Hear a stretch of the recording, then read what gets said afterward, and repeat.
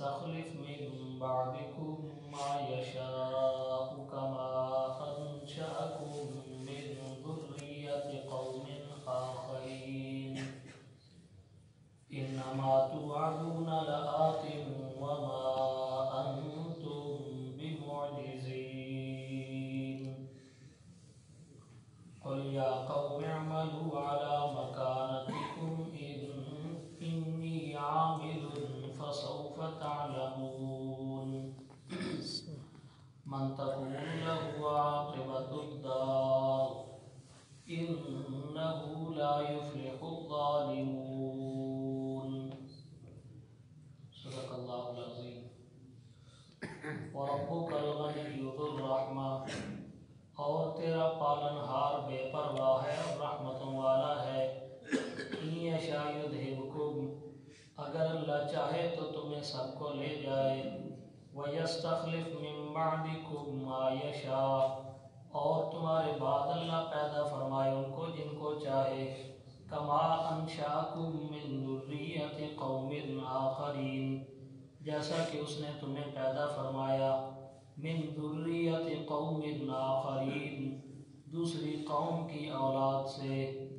انما توعدون لآت، بے شک جس کا تم سے وعدہ کیا گیا ہے وہ ضرور آنے والی ہے۔ وما انتم بمعجزین، اور نہیں ہو تم اللہ کو عاجز کرنے والے۔ قل یا قوم اعملوا علی مکانتکم، میرے محبوب فرمائیے تم کام کرتے رہو اپنی جگہ پر۔ انی عامل، میں بھی اپنا کام کرنے والا ہوں۔ فسوف تعلمون، ان قریب تمہیں پتہ چل جائے گا۔ من تکون لہ عاقبۃ الدار، کس کے لیے ہے آخرت کا گھر۔ انہ لا یفلح الظالمون، قانون تو یہ ہے کہ اللہ کے ہاں ظالم لوگ فلاح نہیں پاتے۔ ربک الغنی ذو الرحمہ، پچھلی آیات میں ذکر ہوا کہ اللہ تعالیٰ کسی پہ ناجائز عذاب مسلط نہیں فرماتے، بلکہ خداوند قدوس کا یہ طریقہ ہے اور اللہ کی یہ سنت ہے کہ اللہ رب العزت پہلے انبیاء کو بھیجتے ہیں، ان کے ذریعے قوموں کو تبلیغ کرتے ہیں، پھر جو مان جائیں الٹا ان کو اللہ تعالیٰ انعامات سے نوازتے ہیں۔ ہاں اگر بار بار تبلیغ کرنے کے باوجود کوئی ہٹ دھرمی اور بدبختی کی وجہ سے قبول نہ کرے اسلام کو اور اللہ کے قرآن کو، تو پھر اللہ تعالیٰ عذاب میں مبتلا کرتے ہیں۔ اب نتیجتاً فرمایا وَرَبُّكَ الْغَنِيُّ ذُو الرَّحْمَةِ، تیرا رب بڑا بے پرواہ ہے۔ یہ اس کی رحمت ہے کہ اس نے انبیاء کو بھیج کے تبلیغ کی ہے۔ اگر وہ چاہتا تو تمہاری بدبختی اور تمہارے گناہوں کی وجہ سے تمہیں یہیں پہ غرق کر دیتا اور تمہاری جگہ پہ کوئی دوسری قوم اللہ تعالیٰ پیدا فرما دیتا، پھر اس کو اللہ تعالیٰ انعامات سے نوازتا اور ان کے اوپر اپنی رحمت کی برکھا نازل کرتا۔ یہ اس کی خاص رحمت ہے اپنے بندوں کے اوپر کہ وہ بندوں کو تبلیغ کرنے کے لیے انبیاء بھیجتا ہے۔ فرمایا ورنہ وہ بے پرواہ ہے، اس کو کسی کے اسلام کی ضرورت نہیں، کسی کی تسبیحات کی ضرورت نہیں، کسی کے سجدوں کی ضرورت نہیں، کسی کے زکوٰۃ اور خیرات کی ضرورت نہیں ہے اللہ تعالیٰ کو۔ وہ بے پرواہ ہے۔ خدا تو کہتے ہی اسی کو ہیں، الہ تو کہتے ہی اسی کو ہیں جو کسی زمرے میں کسی کا محتاج نہ ہو، جو بے پرواہ مطلق ہے، اس کو معبود کہتے ہیں، اس کو الہ کہتے ہیں۔ تو تم کیا سمجھتے ہو کہ خدا ہماری عبادتوں کا محتاج ہے، ہماری تسبیحات کا محتاج ہے، وہ ہمارے صدقہ خیرات کا محتاج ہے؟ یہ خیال ذہن سے نکال دو۔ ربک الغنی، تیرا رب بڑا بے نیاز اور بے پرواہ ہے۔ یہی جھگڑا تو ہوا تھا یہودی کے ساتھ سیدنا صدیق اکبر رضی اللہ تعالیٰ عنہ کا، چوتھے پارے میں پڑھ آئے ہو۔ امام کائنات صلی اللہ علیہ وآلہ وسلم کی آیت نازل ہوئی ہے کہ میرا پیغمبر ان کو کہے اللہ کو قرض دو، اللہ کو کیا کرو؟ قرض دو، قرض حسن۔ قرض دینے کا کیا معنی کہ اللہ کی راہ میں خرچ کرو، وہ ایسے ہے گویا کہ تم نے اللہ کو قرض دے دیا ہے۔ جس طرح انسان کسی کو قرض دیتا ہے تو اس کو پورا پورا اپنا حساب مل جاتا ہے، لینے والا بشرطے کہ امانت دار آدمی ہے۔ جی یہ بھی بڑا ایک المیہ ہے نا، مسلمان ہونا کافی ہے، بس ہم یہ سمجھتے ہیں کلمہ پڑھ لیا ہے اب انسانوں کا مال کھاتے جاؤ کوئی مسئلہ نہیں، دھوکے دیتے جاؤ کوئی مسئلہ نہیں، جھوٹ بولتے جاؤ کوئی مسئلہ نہیں، کلمہ پڑھا ہے۔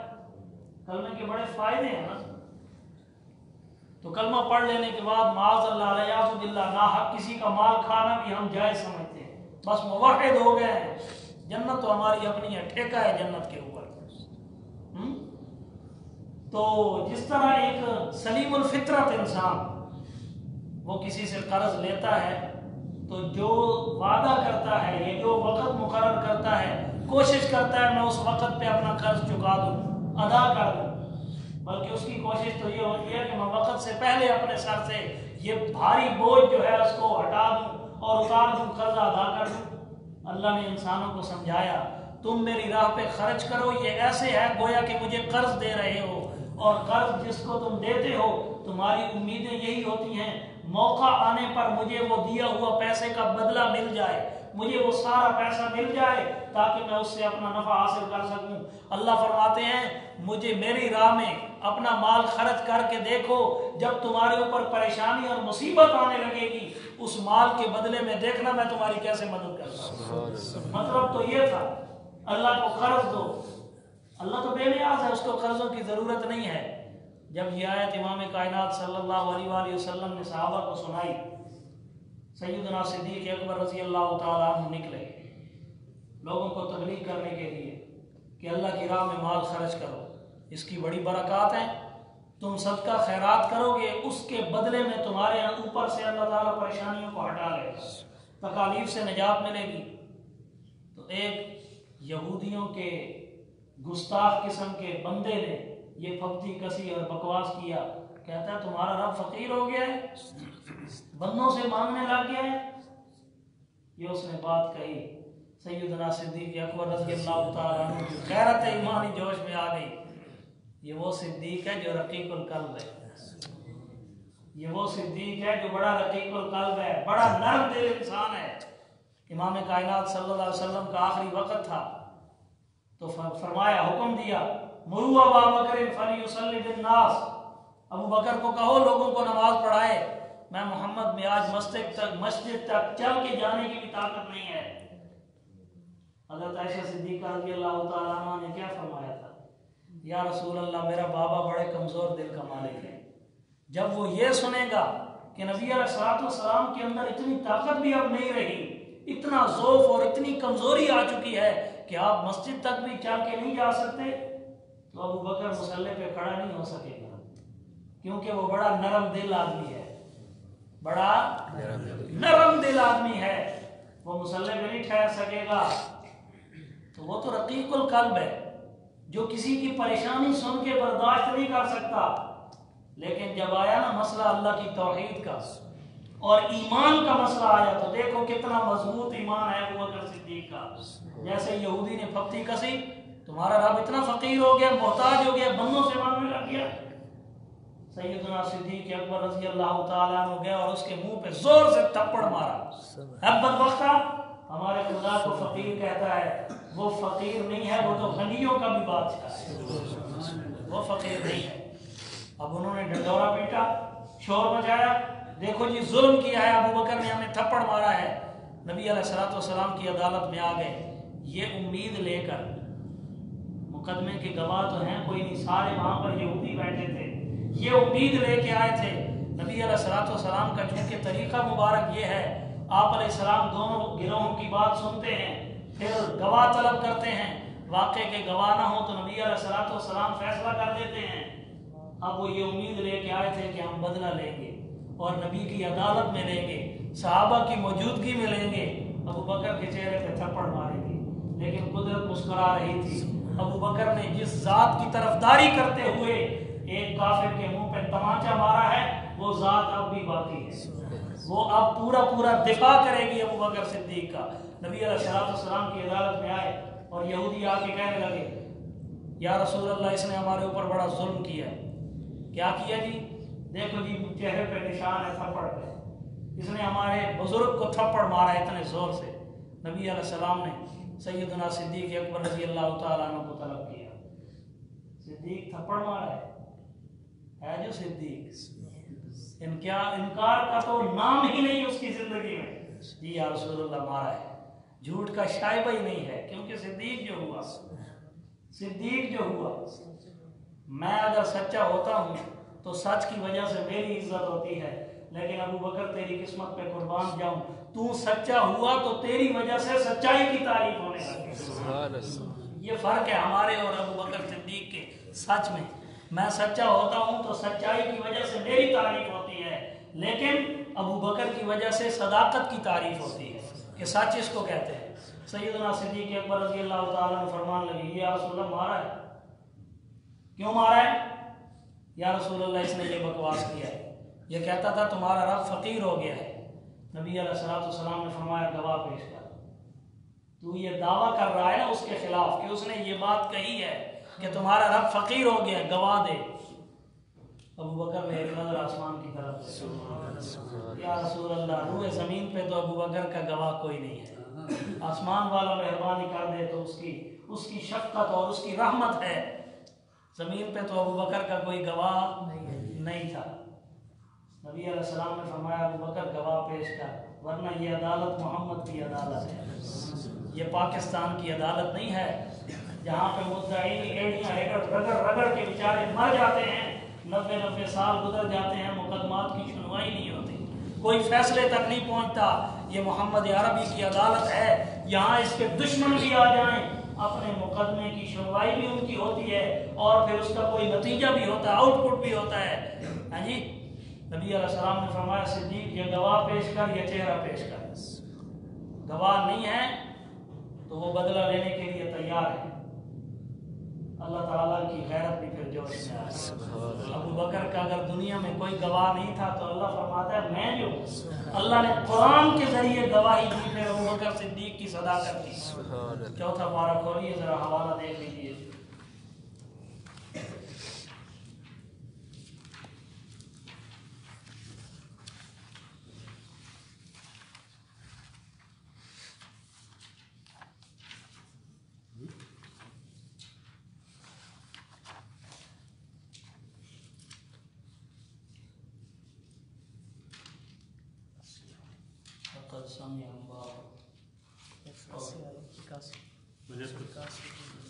جی صفحہ 75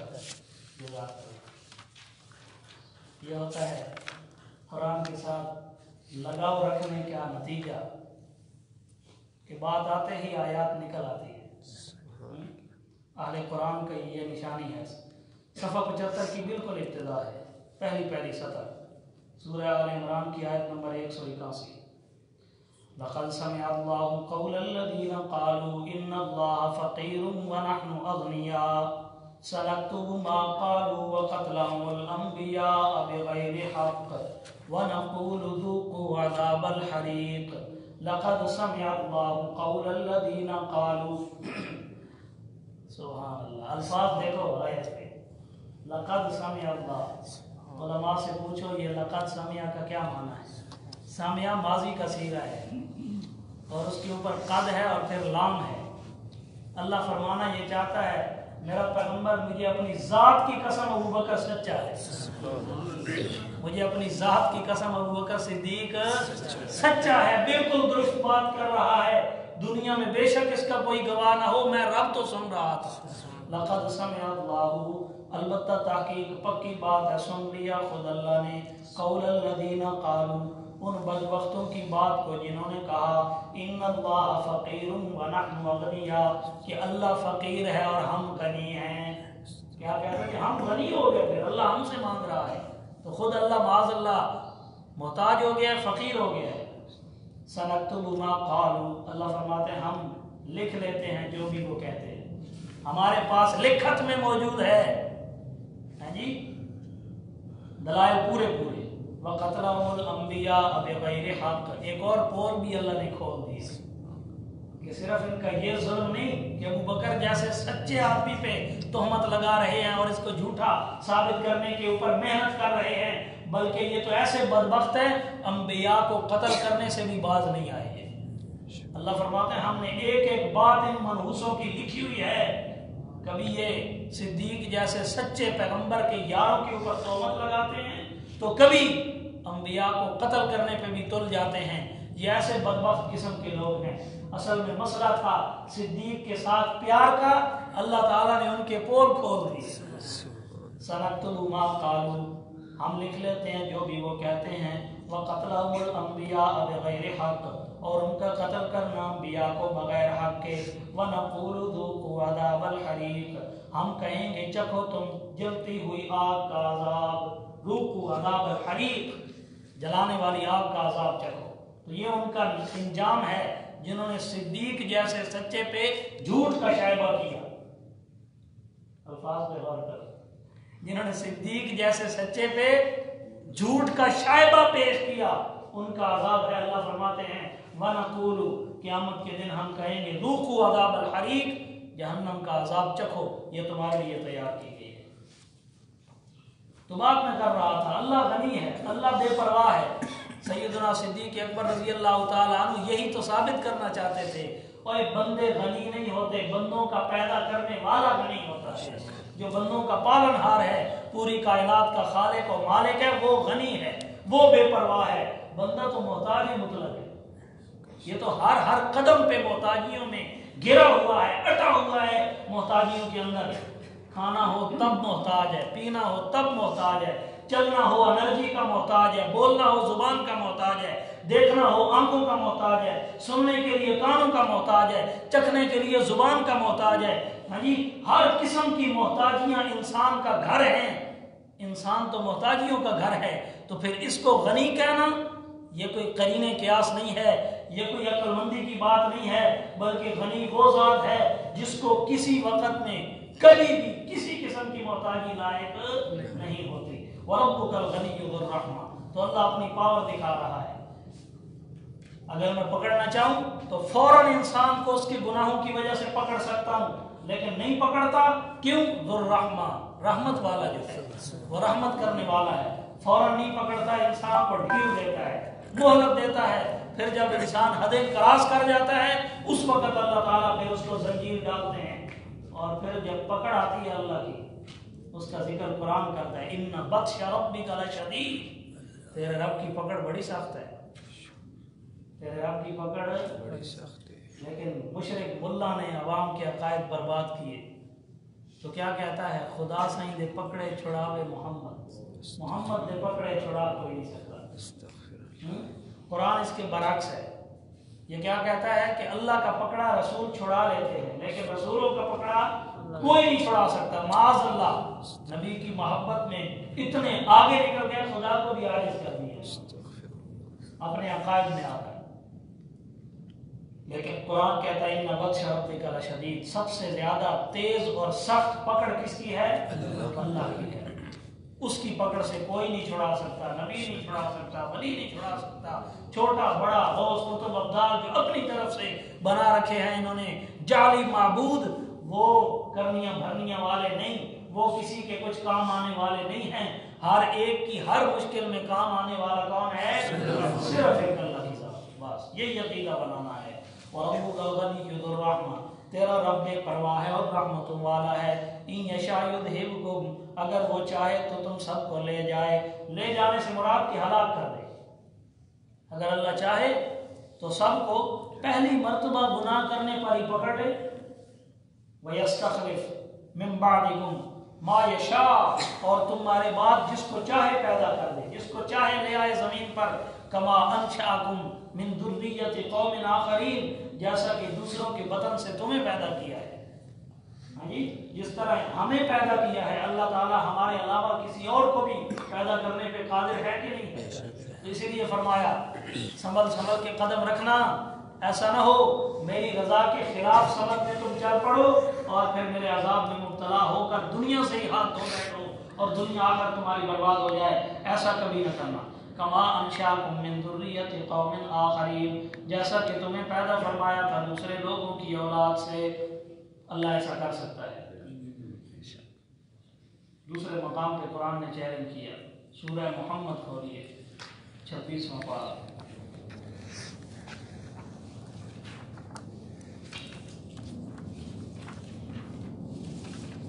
سورہ محمد کی آخری آیت.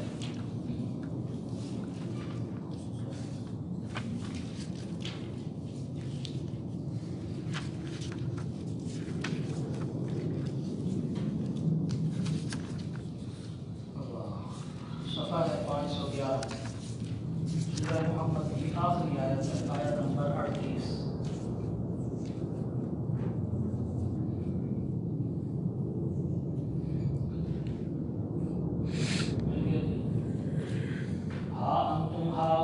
تدعون لتنفقوا في سبيل الله فمنكم من يبخل ومن يبخل فإنما يبخل عن نفسه والله الغني وأنتم الفقراء وإن تتولوا يستبدل قوما غيركم ثم لا يكونوا أمثالكم. ها أنتم هؤلاء، خبردار سن لو اے لوگو، تدعون لتنفقوا في سبيل الله، تمہیں اس بات کی دعوت دی جاتی ہے کہ تم اللہ کی راہ میں مال خرچ کرو. فَمِنْكُمْ مَنْ يَبْخَلُ، سو تم میں سے جو آدمی بخل کرے گا. وَمَنْ يَبْخَلْ فَإِنَّمَا يَبْخَلُ عَنْ نَفْسِهِ، جو آدمی بخل کرے گا اس کے بخل کا وبال اسی کے اوپر ہوگا. وَاللَّهُ الْغَنِيُّ، حالانکہ اللہ تو بے پرواہ ہے. انسان کے مال کی اللہ کو ضرورت نہیں ہے. حدیث پاک میں آتا ہے اللہ انسان کے دل دیکھتا ہے، نیتیں دیکھتا ہے. ان اللہ لا ينظر الى صورکم واموالکم ولکن ينظر الى قلوبکم. اللہ بندوں کے مال کی طرف نہیں دیکھتا کون کتنا دے رہا ہے. اللہ بندے کی صورت کی طرف نہیں دیکھتا کون خوشی کا اظہار کرتے ہوئے دے رہا ہے اور کون کس چہرے سے دے رہا ہے، بلکہ اللہ انسان کے دلوں کو دیکھتا ہے. کیونکہ چہروں پہ تو مصنوعی خوشیاں بھی آ جاتی ہیں، چہروں پہ تو مصنوعی مسکینی بھی آ جاتی ہے. جی اللہ اخلاص دیکھتا ہے. دل سے مراد یہی ہے. اللہ تعالیٰ نہ تمہارے منہ دیکھتا ہے نہ مال دیکھتا ہے، اللہ دیکھتا ہے تو انسان کے دل کو دیکھتا ہے. دل میں کتنا سا اخلاص ہے، کتنی للہیت ہے، اللہ کا پیار کتنا ہے، آخرت کی فکر کتنی ہے، دین کے ساتھ لگاؤ کتنا ہے، قرآن کی محبت کتنی ہے، یہ اللہ تعالیٰ دیکھتے ہیں اور پھر فیصلے ہوتے ہیں. اسی لیے نبی علیہ السلام نے فرمایا تھا بعد میں آنے والے اگر احد پہاڑ کے برابر سونا خرچ کر لیں، میرے صحابی کی مٹھی بھر جو خرچ کرنے کے ثواب کے برابر نہیں ہو سکتے. کیوں؟ وہ اخلاص سے پر ہے. انہوں نے وحی کو اترتے ہوئے دیکھا ہے، پیغمبر کے چہرے کی زیارت کی ہے، نبی کی سنت پہ عمل کیا ہے اور قرآن کے عینی شاہد ہیں، شریعت مطہرہ کے پہلے حامل ہیں، انہوں نے عمل کیا ہے. ہاں جی. اور پھر نبی کے بعد شریعت محمدی کے پہلے مبلغ صحابہ کرام، نبی کے بعد پہلے مبلغ اس امت کے کون ہیں؟ صحابہ کرام ہیں رضوان اللہ تعالی علیہم اجمعین. الف الف مرۃ بعدد کل ذرہ. آگے فرمایا واللہ الغنی وانتم الفقراء، اللہ تو غنی ہے، بے پرواہ ہے. وانتم الفقراء، لیکن تم سب کے سب کیا ہو؟ فقیر ہو، محتاج ہو، مانگت ہو، بھکاری ہو.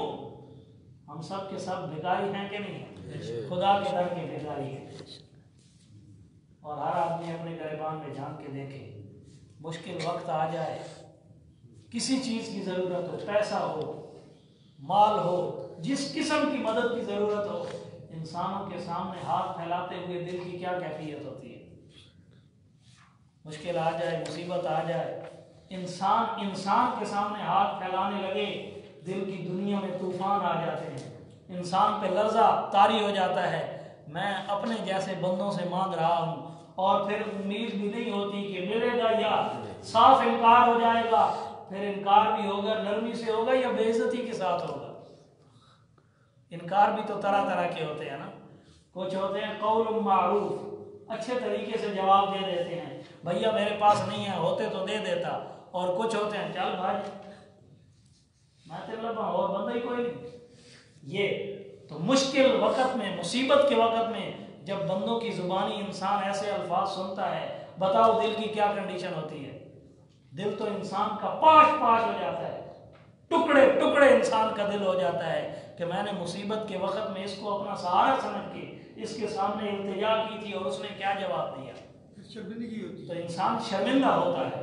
ہاں ایک ہی دربار ہے جس سے جتنا مانگو، جس وقت مانگو، جو کچھ مانگو، اس دربار میں مانگنے کے بعد شرمندگی نہیں الٹا عزتیں بنتی۔ اس دربار سے سوال کرنے کے بعد انسان کے دل میں ندامت کبھی نہیں آتی، الٹا فخر سے ساتھ بلند ہو جاتا ہے۔ میں نے اگر ہاتھ پھیلایا ہے تو اس ذات کے سامنے پھیلایا ہے جس کے سامنے ہاتھ پھیلانے سے اشرف المخلوقات کی ذلت نہیں، عزت کے پھریرے لہراتے ہیں۔ یہ فرق ہے بندوں سے مانگنے کے درمیان اور اللہ سے مانگنے کے درمیان، یہ ایک ظاہر باہر فرق ہے، بالکل بین فرق ہے جس کا کوئی انکار نہیں کر سکتا۔ بندہ انسان خوددار انسان وہ صرف اللہ کا پجاری ہوتا ہے، اور جو در در پہ غیرت نیلام کرنے والے ہیں وہ بندوں کے بھکاری بن جاتے ہیں۔ تو فرمایا واللہ الغنی، اللہ تو بے پرواہ ہے، وانتم الفقراء، تم سارے کے سارے کیا ہو؟ فقیر ہو، محتاج ہو، مانگت ہو، بھکاری ہو، اللہ کے بھکاری۔ اور ہم فخر کرتے ہیں، دعا کرتے ہیں یا اللہ صرف اپنے در کا بھکاری بنائے گا، اور اللہ کے در کا بھکاری بننے پہ موحدوں کو فخر ہوتا ہے کہ ہم اس کے سامنے ہاتھ پھیلا رہے ہیں جو مستحق ہے اس بات کا کہ اس کے سامنے ہاتھ پھیلایا جائے۔ بندوں کے سامنے ہاتھ پھیلانا تو قرین قیاس نہیں۔ اب دیکھیے واللہ الغنی وانتم الفقراء، اللہ بے پرواہ ہے، تم سارے کے سارے فقیر ہو۔ آگے کیا فرمایا؟ وَإِن تَتَوَلَّوْا، اگر احکامات الہیہ سے اعراض کرو گے، یستبدل قوما غیرکم، یہ سورہ محمد کی آخری آیت، یستبدل قوما غیرکم، اللہ تعالیٰ تمہارے علاوہ دوسری قوم کو لے آئے گا، تبدیلی آ جائے گی۔ یستبدل قوما غیرکم، تبدیلی یوں آئے گی۔ اور یہ مقبول جان نے کہا تھا، بڑا پیارا فکرہ مجھے لگا، کہتا ہے تبدیلی کا ڈھونگ رچایا ہوا ہے پورے پاکستان میں، ضروری تو نہیں کہ مثبت تبدیلی آئے، ہاں جی، پازیٹیو آئے، نیگیٹو بھی تو ہو سکتی ہے، اور شاید ہے بھی ایسا ہی۔ تو میں سیاست نہیں چھیڑنا چاہتا، لیکن اللہ کیا فرماتا ہے؟ وَإِن تَتَوَلَّوْا، میرے احکامات سے روگردانی کرو گے پھر تبدیلی آ جائے گی۔ کیا؟ سارے نافرمانوں کو اللہ عذاب میں مبتلا کر کے اپنے فرما بردار پیدا کر دے گا۔ ثُمَّ لَا يَكُونُوا أَمْثَالَكُمْ، وہ تمہاری طرح بد عمل نہیں ہوں گے، وہ با عمل ہوں گے۔ ثُمَّ لَا يَكُونُوا أَمْثَالَكُمْ۔ تو یہ چیلنج ہے پروردگار کی طرف سے کہ میں غنی ہوں، اپنا آپ منواتے ہیں اللہ، اگر تم نہیں مانتے ہو تو پھر کر کے دیکھو مقابلہ، اللہ تعالیٰ تمہیں موت دے کے تمہارے بعد ایسوں کو کھڑا کرے گا جو اللہ کے سامنے جھکنے والے ہوں گے، اللہ کے سامنے دامن التجا پھیلانے والے ہوں گے۔ اب دیکھیے یہ اپنے سبق کو، تو فرمایا ان یشاء یذھبکم، اگر اللہ چاہے تو تمہیں لے جائے، ویستخلف من بعدکم ما یشاء، اور تمہارے بعد جس کو چاہے اللہ پیدا فرمائے، کما انشأکم من ذریۃ قوم آخرین، جیسا کہ تمہیں اللہ نے پیدا فرمایا دوسری قوم کی اولاد سے۔ انما توعدون لآت، بے شک جس کا تم سے وعدہ کیا گیا ہے وہ ضرور آنے والی ہے۔ وہ کیا ہے؟ قیامت کا اللہ نے وعدہ کیا ہے، وہ ضرور آ کے رہے گی۔ مشرکین مکہ چونکہ قیامت کے منکر تھے اور وہ کہتے تھے مرنے کے بعد ہم مٹی ہو جائیں گے، پھر تو ہمارا حشر و نشر ہے ہی کوئی نہیں۔ اللہ نے فرمایا انما توعدون لآت، جس کا تم سے وعدہ کیا گیا ہے وہ ضرور آنے والی ہے۔ یہ مت بھولو کہ ہم مرنے کے بعد بس مٹی میں مٹی ہو جائیں گے اور ہمارا حشر و نشر نہیں ہوگا، نہ، مرنے کے بعد اللہ کی بارگاہ میں حاضر ہونا ہے، حشر و نشر ہوگا۔ وما انتم بمعجزین، خدا کو عاجز نہیں کر سکتے ہو، وما انتم بمعجزین، خدا کو عاجز نہیں کر سکتے۔ اللہ لے کے آنے والا ہے اس قیامت کو۔ آخری پارہ جو ہے نا عما یتساءلون، اس پورے آخری پارے کا دعویٰ یہی ہے قیامت آنے والی ہے، قیامت کا آنا برحق ہے۔ اللہ نے قسمیں اٹھا کے اس دعوے کو ثابت کیا ہے، ہاں جی، قسمیں اٹھا کر اس دعوے کو ثابت کیا گیا۔ قیامت آنے والی ہے، اس کے آنے میں کسی قسم کا شک و شبہ نہیں ہونا چاہیے، گنجائش ہی نہیں ہے۔ انما توعدون لآت، جس کا تم سے وعدہ کیا گیا ہے وہ ضرور آ کے رہے گی. وما انتم بمعجزین، تم اللہ کو عاجز نہیں کر سکتے ہو. اللہ تعالیٰ سے دعا ہے قرآن و سنت کے مطابق عقیدہ اور عمل بنانے کی توفیق عطا فرمائے. اگلی آیت سے بات تفصیل